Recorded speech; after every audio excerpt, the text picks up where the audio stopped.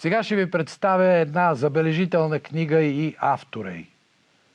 Книгата се казва «Възход и падение на човешкия ум». И авторът е доктор Мартин Странски. Чех по произход, роден в Съединените щати, професор, преподавал в Йейлския университет. Книгата е издадена от издателство Изток-Запад и беше представена на българските читатели миналата сряда от професор Иво Христов в присъствието на автора. За какво се занимавам с нея и с какво ми се струва, че е много интересна тази книга? Авторът, той е по професия невролог, обяснява изумителния възход на човешкия ум и изследва силите, които го водят към упадък. Доктор Странски описва как вземаме решения и какво влияе върху този процес. Изследва как мозъкът създава емоции и социално поведение. Как са се породили моралът, религията, политиката. Как съзнанието е свързано с времето и Вселената и как смъртта може да даде ключ към разбирането на това какво всъщност е съзнанието. В книгата се анализират изкуствения интелект, социалните мрежи, разпада на демокрацията, изчезването на езиците, а това особено не засяга. Ролята на спорта и много други интересуващи ни въпроси. И особено интересно, показано е как навлизането на цифровите технологии, компютрите, смартфоните подкопава хилядолетно формираните ни еволюционни неврологични способности.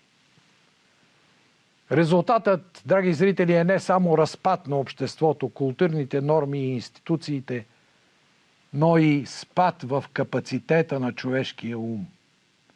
Така може да потърсим отговор на въпроса: наистина ли хората оглупяват и каква е причината за това?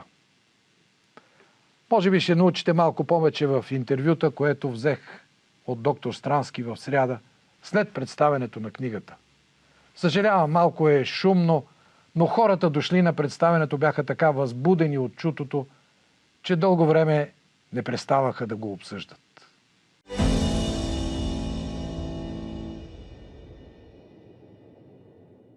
So your book is called Rise and Fall of the Human Mind.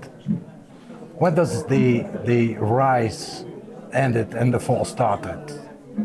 I would say that the fall started slowly, gradually, and without any suspicion with the advent of the computer.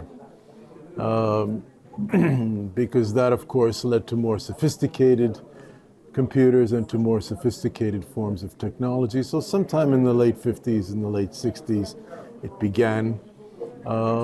But then it accelerated rapidly with the emergence of the internet.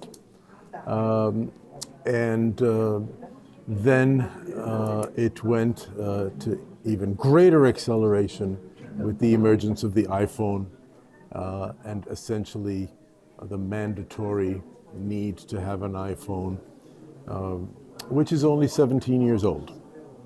And now, 3 or 4 years ago, we invented artificial intelligence, just 3 or 4 years ago. And the aim is to develop artificial general intelligence within the next few years, and then this sort of pan-global intelligence within the next 5 years. So if you look at our evolution, which began several 100,000 years ago, this really is a tiny little dot at the end of a very long line, which has changed us more than that whole long line. What is the top of the rise and the bottom of the fall in human history? That's an excellent question. I think that on the one hand, human history has always been repeating itself, but I think that it probably begins in Greco-Roman times in terms of the rise, in my opinion, and it probably culminates in the age of the Enlightenment. And then it has another nice hump upwards with the advent of modern science in the 19th and 20th centuries. What are the contradictions between the artificial intelligence and the human mind? Well, who is stronger? Who is getting stronger now? It's here the words become very important. First of all, how do we define intelligence? And what does intelligence need to have in order to be called intelligence? Artificial intelligence is a program.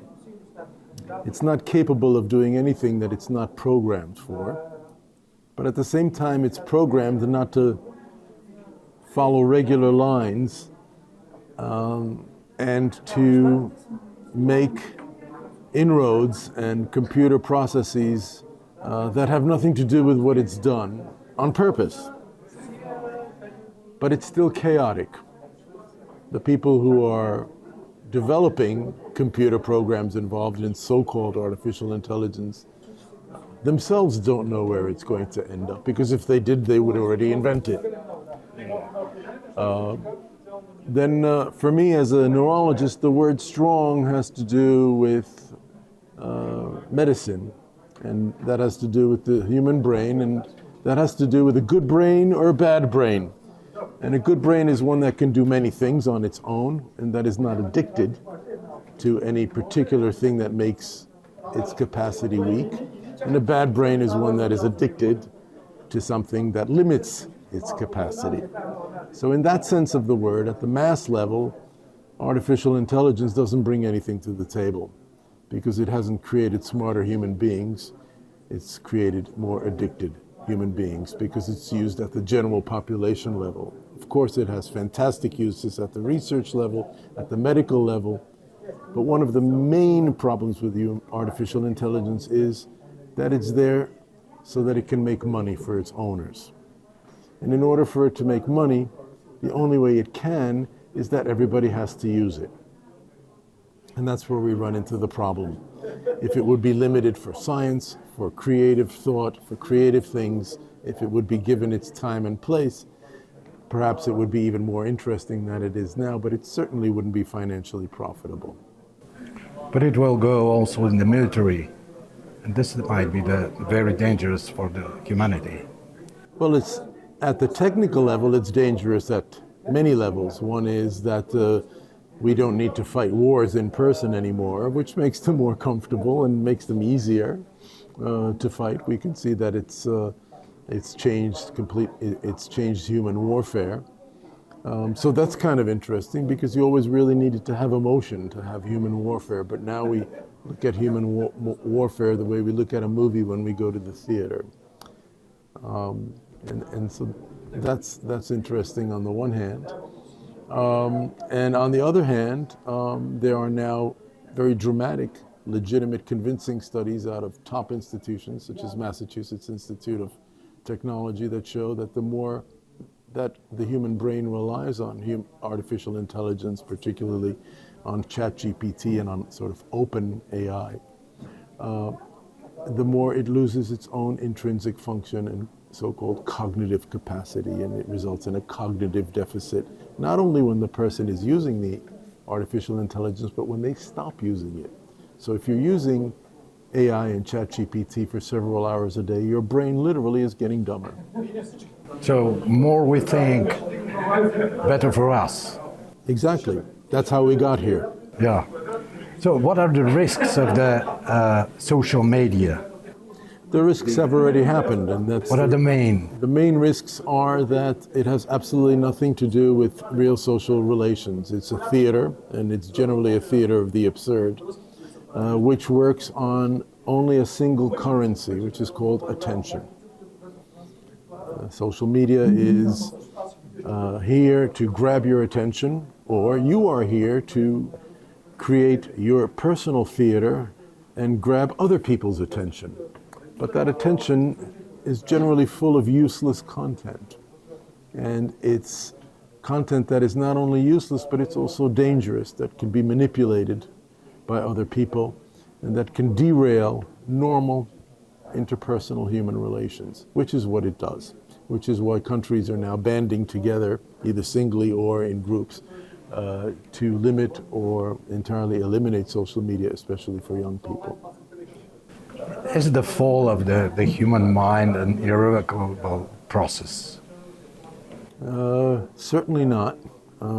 It's just begun, but because it's happening so fast and because we have created something which literally has completely changed the human and interpersonal dynamic, it's the most dangerous process that we have and that we can run into, because at the end of the day we are, were, and always will be biological animals.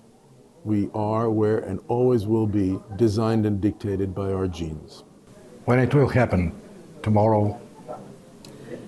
I believe that some sort of realignment or reset, I used to say by 2050, but now I'm saying by 2030. 2030?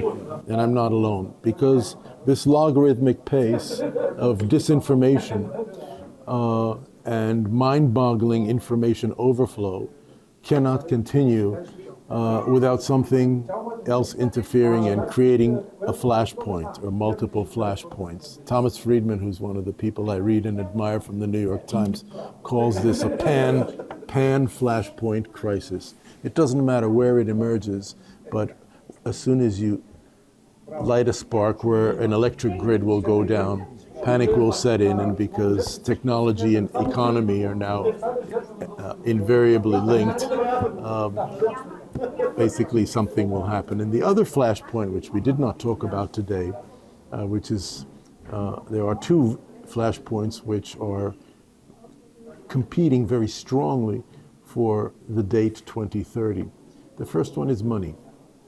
15% of the Wall Street Stock Exchange is now in technological stocks that haven't brought a cent back to their investors, and people are pouring billions, if not trillions, into this. When the AI bubble bursts, the stock markets in the world will collapse, at least temporarily. They'll recover, but it will be a reset, and it'll be a hard reset. The money is being poured there so that it will make money for its owners. But as I said before, the only way it will make money is if everybody's involved, which of course is a huge danger. The second thing that will bring it down is energy. 5% of the energy in the United States and in developed countries is now being spent on computers, on data centers. AI is programmed to double its capacity every 100 days. So it will double its energy use every 100 days, which is what's happening. So the price of electricity is going up, and what makes electricity? Coal. So the Green Deal is absolute nonsense. It's out the window as far as the relevance of the energy that's going into AI. But don't worry, they're building nuclear reactors now to run the data centers, and so on and so on.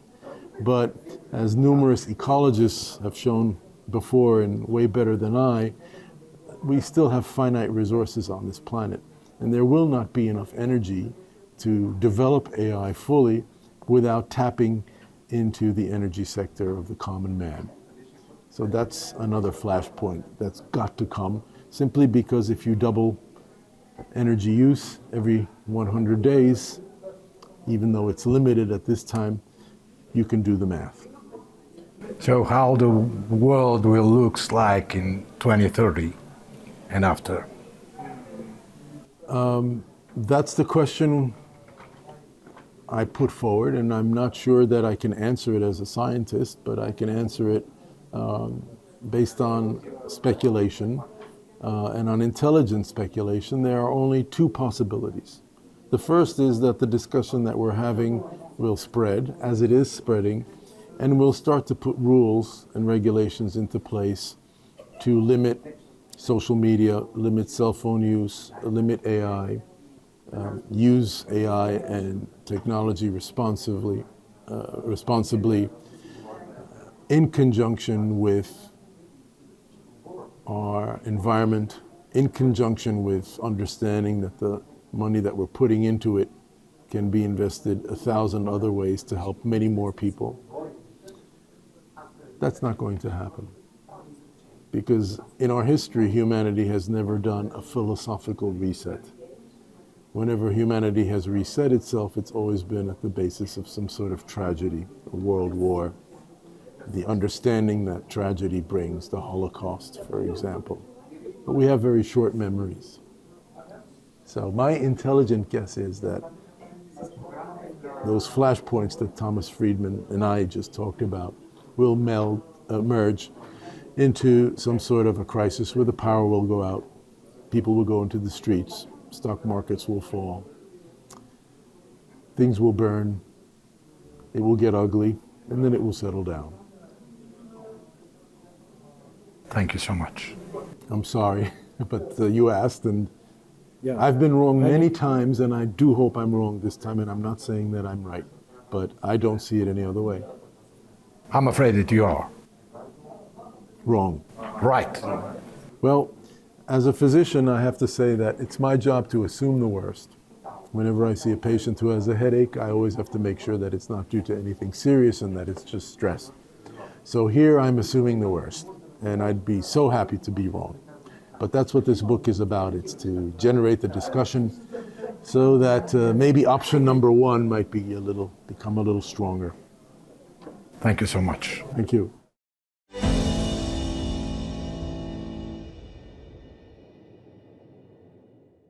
Това беше всичко за тази вечер, драги зрители. Гледайте, не се страхувай, всеки понеделник от 20 часа в ефира на телевизия Евроком и по всяко време в канала на предаването ни в YouTube или на сайта ни nesesтрахувай.com. Бъдете здрави, не се страхувайте и приятна вечер!